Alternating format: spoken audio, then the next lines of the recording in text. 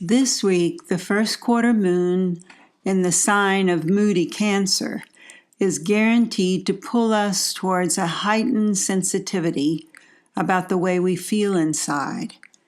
The symbol of Cancer is the crab, and the first 2 weeks of April is the time that crabs awaken from their winter sleep and begin the molting process.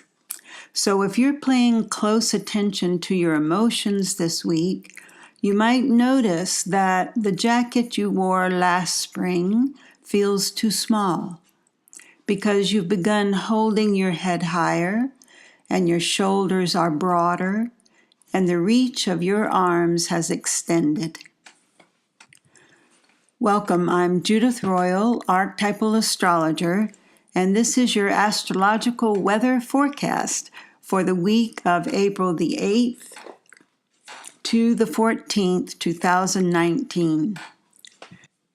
Can you imagine that every spring, instead of just buying a new jacket, you had to molt like those crabs? And in the middle of all that hard work, you're sort of vulnerable between houses, and you have to run around exposed like a soft-shell crab, completely defenseless. So you can see why the two major issues that are going to come up for you this week during the Cancer first quarter moon are, first, that primal need that all of us have to feel secure and safe. And also, there is then the opportunity for unprecedented growth.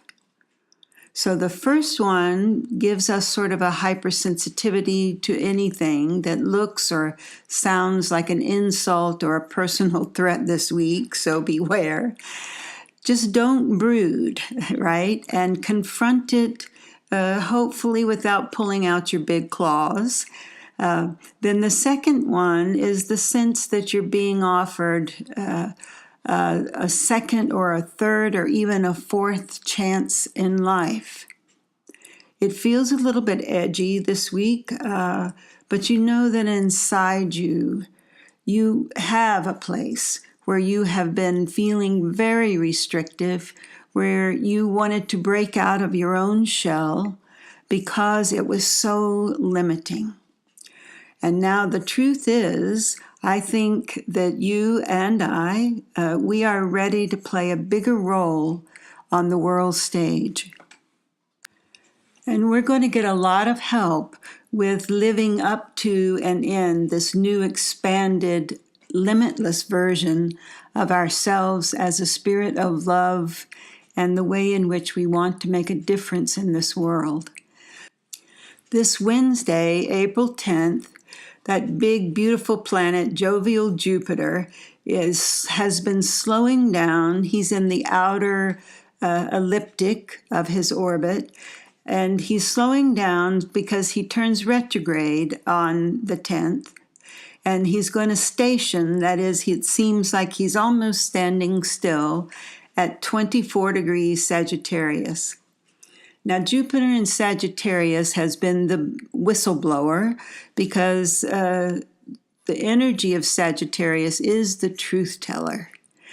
Now, as he's turning retrograde, an interesting thing is occurring. At the center of every galaxy, but we know for certain for our Milky Way galaxy, there is a giant, just an enormous black hole called the galactic center. And astronomers have named it Sagittarius because it sits in the Sagittarius constellation. More specifically for us in astrology, we know that the galactic center is exactly 27 degrees Sagittarius from where we are here on Earth. So Jupiter at 24 degrees and the big black hole galactic center at 27, you see they are aligning for an exact conjunction. If we could feel this physically in our bodies, it would be like 1,000,000 times higher gravity than what we experience here on Earth. Jupiter will be retrograde until the middle of August. And a retrograde Jupiter, it basically calls us to an inner expansion. And that expansion with Jupiter is always full of optimism.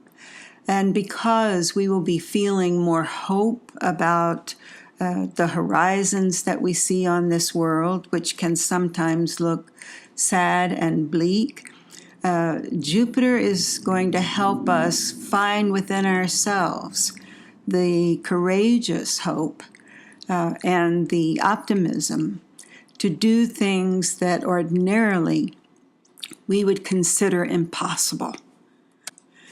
The archetype of Jupiter is Kris Kringle's Santa Claus, is symbolized with Thanksgiving because Jupiter is about giving. So I love the amazing synchronicity, the coincidence that Jupiter's exact alignment with the galactic center, which I think puts much more power in that whole electromagnetic field, will be exact on November 19th, in other words, just the week before Thanksgiving. So mark your calendars for those times when Jupiter goes direct again in the middle of August and will build up forward momentum of generosity of spirit and optimism, hope for our future, and picking up strength and steam until November 19th, when the alignment with our big black hole in the center of the Milky Way is exact.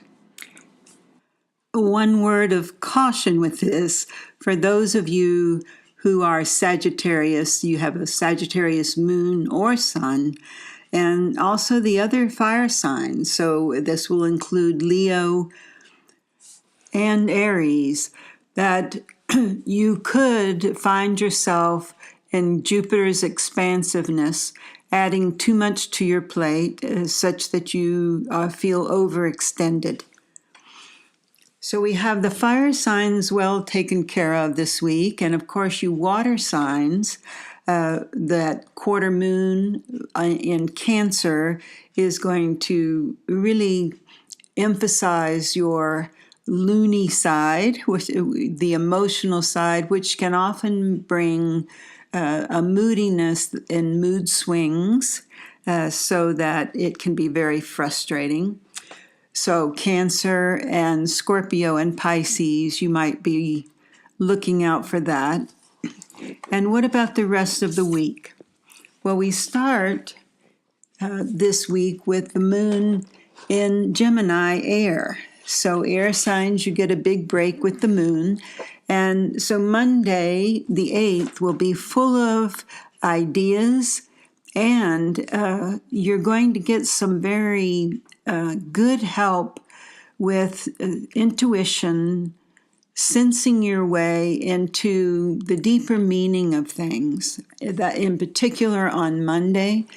And then on Tuesday, the 9th of April, there's a lot of action because you'll be busy. You know, Tuesday's always ruled by Mars anyway, so it is the warrior day, often a good day to get a lot done.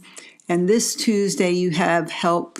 The moon is going to be exactly aligned with Mars, both in multitasking Gemini.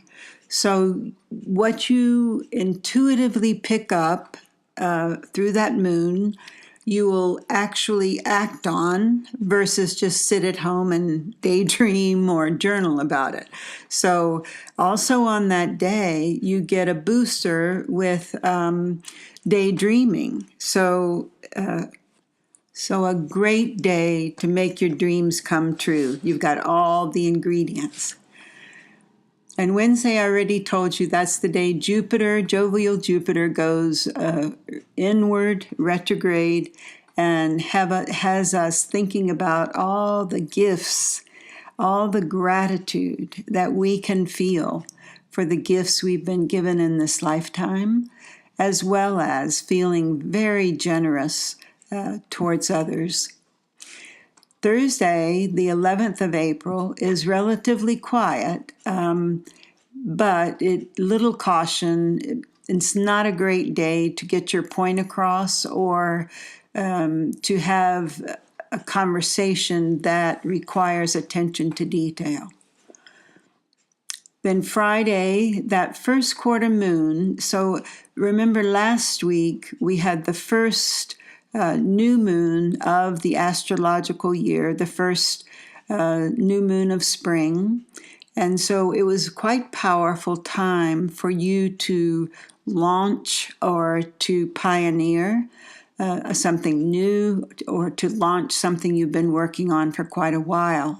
So this first quarter moon is the crisis point pruning, where you see what fits and what does not fit, and you cut away, you let go of anything that does not fit the goal that you felt very clearly on that new moon. Saturday, the moon is now in Leo, fiery Leo, so it's a family day. It's a day for play, absolutely. Now, there is a couple squares that day, so you might get some prizes, surprises, or revelations that you'd rather not have, but you'll handle it. We all will. And then on Sunday is, I would say, is the wow day of this week. The sun is, of course, in fiery Aries and Jupiter in fiery Sagittarius, and they are in a perfect harmony on Sunday. That is just plain old dumb luck. But really, of course, it's luck because you're willing to try something new and different, and you have optimism and hope fueling it behind it. So great generosity of spirit for that turns out to be Palm Sunday as well. And it's really a happy day. So looking ahead now and following that golden thread that started with the first full moon in Libra, and next week we will have that second full moon in Libra on the 19th, and that is a blue moon because we're having two full moons in the same sign back to back. That's rather unusual. It will complete that relationship sandwich, from March the 20th to April the 19th. And we've been I have certainly been looking at what do I fill my relationship sandwich with. And I certainly have been called personally to see all the ways in which I have stuffed in there opinions and prejudices from my past history with people, the ways in which I've decided that I know who they are, and of course, how could I? And therefore answering this call that is so important to us all now, which is to see each other now, to not let the past obscure what we believe will happen in the future, because then it's just, we're just repeating our mistakes and our errors over and over again. And that truly the golden moment in time is right now, right this second.